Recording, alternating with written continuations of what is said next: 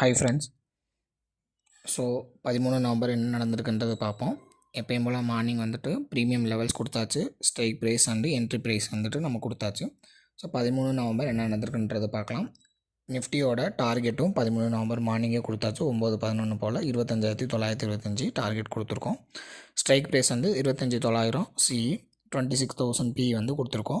Entry level வந்துட்டு 163 and 153 வந்து கொடுத்துருக்கோம். இல்லை புட் சைடில் வந்துட்டு எய்தர் 153 வந்தால் என்ட்ரி எடுக்கலாம், இல்லைனா 163 வந்து என்ட்ரி எடுக்கலாம். 153 எதுக்கு கொடுத்துருக்கோன்னா வந்து ரிஸ்க் டேக்கர் வந்து 153 என்ட்ரி போகலாம்.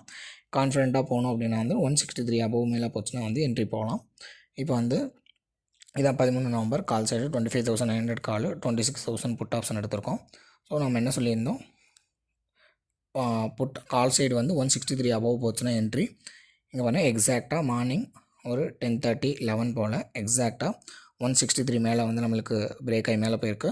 அந்த இடத்துல என்ட்ரி எடுத்தோம்னா நம்மளோட டார்கெட் வந்து ஹிட் ஆகிடுச்சு.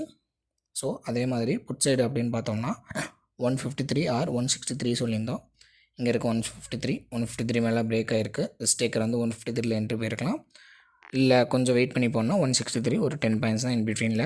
அங்கேருந்து போனச்சுனாலுமே நம்ம டார்கெட் வந்து அவேஸ்ட்டாக இருக்குது. ஸோ இதே மாதிரி டெய்லி மோர் அப்டேட்ஸ் வேணும்னா follow Telegram and YouTube channel.